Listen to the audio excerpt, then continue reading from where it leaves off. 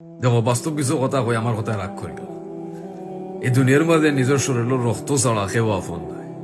আজকে তুমি যদি বালা মানুষ হইতে চাও আর সবর গেছে মায়ার সন্তান হইতে চাও, ভাইয়ান্ডে দিও যেবর মাঝে টেকা থাকা লাগবো। তুমি যদি যত বালা কাম করো না এখানে, যত তাও করো না এখানে, তুমি তোমার পরিবারের কাছে বালা হইতে পারতা না যদি তোমার ইনকাম না থাকে।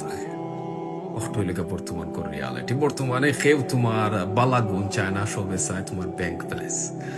বিয়া করাত গেলে ওরে ভাই এখন বর্তমানে টেকা লাগে, মানুষের ব্যাংক ব্যালেন্স থেকে তুমি নমাজ পড়ো নিনা পড়ো না, এটা আমার যে এখন প্রশ্ন করে না দামান্দর কিথা আছে, কন্যার কিথা আছে, ওটা মাঝে তোকায়, বুঝছো না?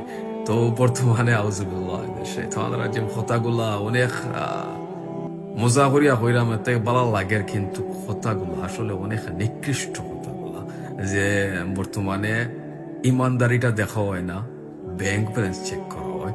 আগে মানুষের সময় বিয়া করতা তখন তারা তুকাইতা যে কন্যা নামাজ পড়তে পারবেননি, কলিমা তৈবা জানুননি, দামান্দে নামাজ পড়তে পারেননি, কলিমা তৈবা জানুননি।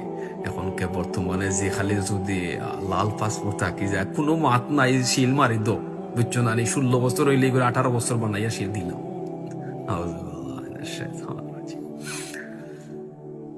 আর কি তা হইতাম হইলে অনেক কষ্ট লাগে।